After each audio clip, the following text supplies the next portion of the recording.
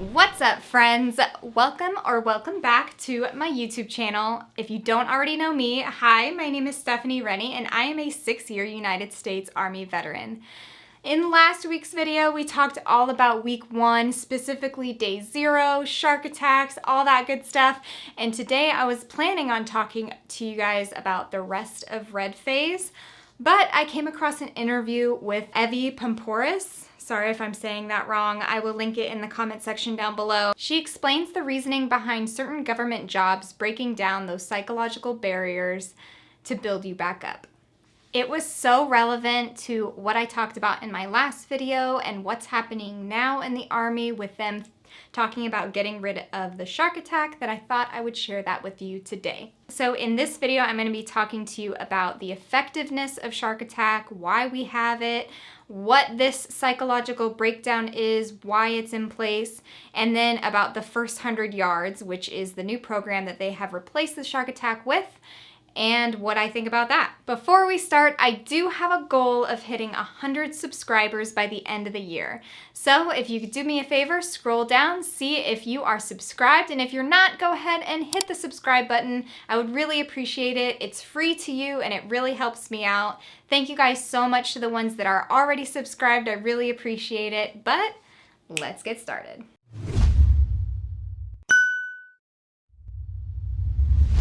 So what is a shark attack? Well, a shark attack is those first moments or hours where you get to your basic training location and the drill sergeants are increasing the volume and putting you under physical and psychological stress to see how you bounce back, how you react to it, if you can take all that pressure. They're putting you in an environment that's stressful but not life-threatening. They want to see how you perform, what your breaking point is, and really put you under those first initial stresses of military life. This moment and many after are going to be breaking you down, not telling you, yeah, you can do it, you're great. No, the shark attack is the first moments in basic training where you're going to be under that initial stress.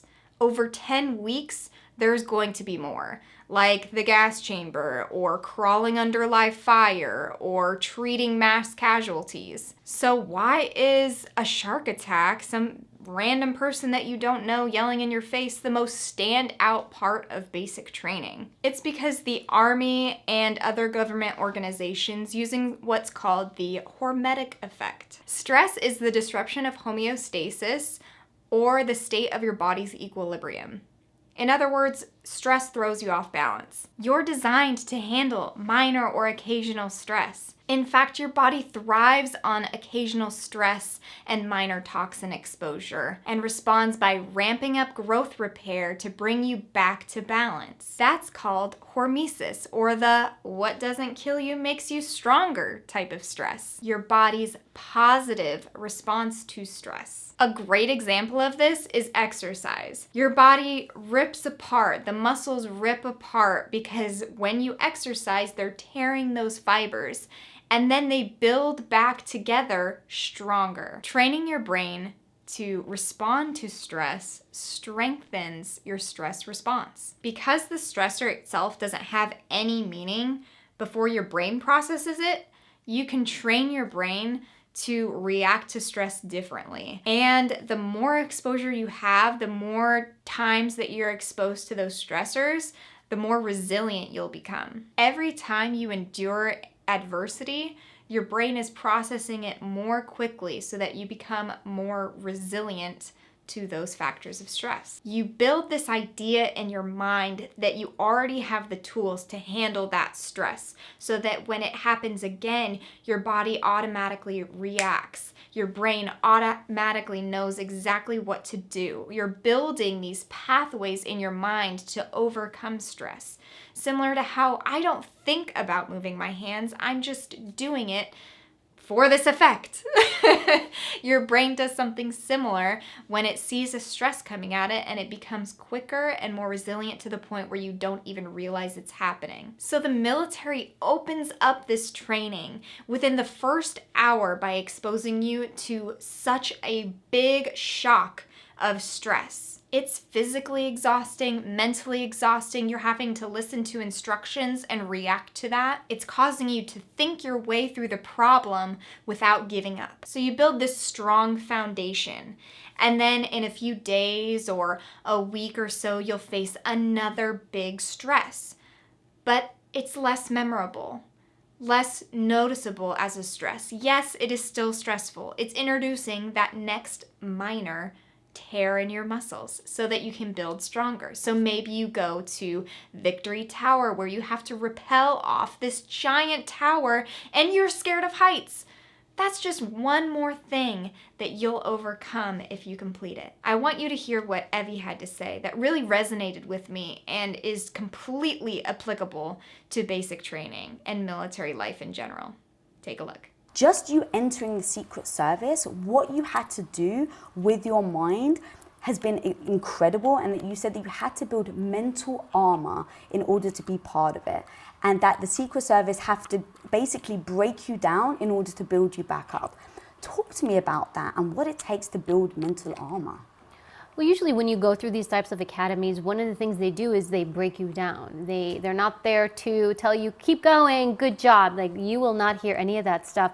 They put you through a lot of stress, and part of the psychology behind that is, it's actually called a hormetic effect, where you induce small amounts of stress into someone, and those small amounts of stress, when they happen, you learn to cope with them. And so you cope, greater stress, you learn to cope, greater stress, you learn to cope. And so what happens is you are a very different person from the day you show up, day one, to the day you leave, because that they are helping build your resilience. So why is it that the infantry is deciding to move away from shark attacks? What is this first 100 yards? Command Sergeant Major Robert Fortenberry said that the Army and the shark attack was developed during a time of the draft. It's outdated.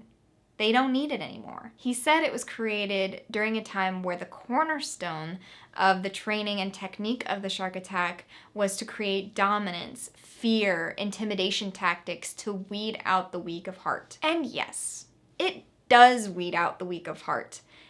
It does weed out those people that can't handle an hour of stress, an hour of somebody yelling at you in a non-combative environment. Like I said in previous videos, this isn't real. This isn't live. You're not in Afghanistan. But what if you were? What if you were in Afghanistan getting shot at and yelled at and screams and the stressors of real life?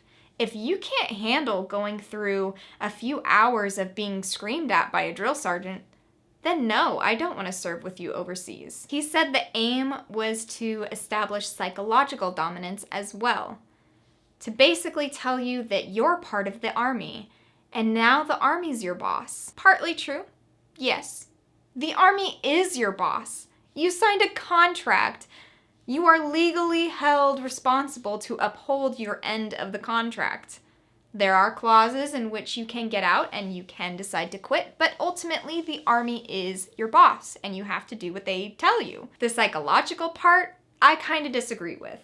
Yes, they are playing with your mind psychologically so that you can build that resilience. It's not, he's using psychological dominance as a negative, and it's not dominance, it's just psychological.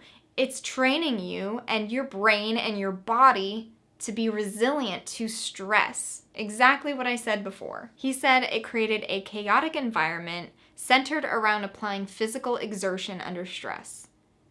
Well, yes. If one of your battle buddies gets shot in the field, it's not rainbows and butterflies to get him out of there. You don't suddenly know exactly what to do or how you're going to react in that situation. You have to be trained to react so that it's second nature to your mind and body. Does the shark attack teach you those things? No. But neither does the first 100 yards. You're not learning those things in the first few hours of basic training. You're learning those things as you go. But you need to be prepared to react under stress. And I'm sure that they do that at some point during their training. But again, the whole point of this hormetic effect is to stack the stress so that you're introduced to it in increments that you can build upon, not sprinkling it through so that when something big hits you, you don't really know how to react. Now I can kind of see his next point on where the shark attack name came from, where the drill sergeants would single out the weak and circle them and attack them like sharks. So that is accurate. I agree with that. Though during our shark attack, it wasn't like 5 drill sergeants around one weak person. It wasn't like that. It was single drill sergeants attacking everybody. And I completely agree with the basis behind trying to evolve from the shark attack. It is an aggressive way to train your soldiers, but his reasoning behind it is to instill the values of the bayonet, which is an infantry thing. So he's basically saying he wants to instill the willingness to close the distance on the enemy, attack, and fight for the country. He wants to instill this confidence, trustworthiness, leadership capabilities into the soldiers through this program. And I agree with all of those things. That's great. Those are things that are learned at every basic training location that I'm aware of. I mean, it's done throughout basic. So I'm going to play a little bit of the shark attack that they show in the film of the first 100 yards and let you know if it is accurate or not. They start out, see, what did I tell you? They start out with you holding your bag above your head. Oh, yep, you have to do push-ups with your bag. Yeah, they look so sad. I can see how that's the drill sergeant's perspective for sure. Yep. See, and it's not a shark attack. Like, you don't see them surrounding one individual. You see all of them surrounding one individual. You see one drill sergeant attacking one person so that they can attack everybody. It's like a, you know, everybody gets a little piece of the pie. He's throwing this guy's bag. Yep. Having to run back and forth with your bag. Okay, that's a little shark attack-y. But you never really see that, alright. Oh yeah, you get a little more once you get into your barracks too. Him grabbing his arms, that was like, oh, this is giving me flashbacks. So what do you do in the first 100 yards? Well, it's a series of physically demanding activities. Oh, sounds a lot like a shark attack at first. They simulate a resupply mission and they do physical exercises and things like that that kind of align with what you do on a PT test. They teach you about the infantry's history, the army history, and they kind of try to instill those values along the way. It's all about teamwork, and the whole point is to pull together and figure out how to accomplish each task. There's also a quiz involved. So to me, and I haven't gone through it, so if you have, leave it in the comment section down below, but to me that sounds a lot like you're getting smoked without getting yelled at. And don't think just because they aren't doing a shark attack the traditional way that you're getting away scot-free without getting yelled at, told what to do, or whatever throughout the rest of basic training, because I guarantee you at some point you will be on the ground doing push-ups too. They will find a way to mess with you. Yep. Thank you guys so much for watching this video. I hope you stuck it out to the end. If you did, go ahead and give it a big thumbs up. And if you have any thoughts or opinions on this video, if you missed the shark attack, if you're sad that it's going away, what you think about the first 100 yards, or what you thought about the hormetic effect, I would love to hear it in the comment section down below. I thought it was incredibly interesting when I first heard this point of view, and so that's why I'm sharing it with you guys. I think it's pretty relevant to what soldiers will be going through nowadays. So go ahead and leave a comment. And if you want to see more from me and know what the rest of basic training was like in the next couple of videos, go ahead and click the subscribe button, ding the notification bell so that you always know when my next video is coming. And I'll see you guys next time. Bye!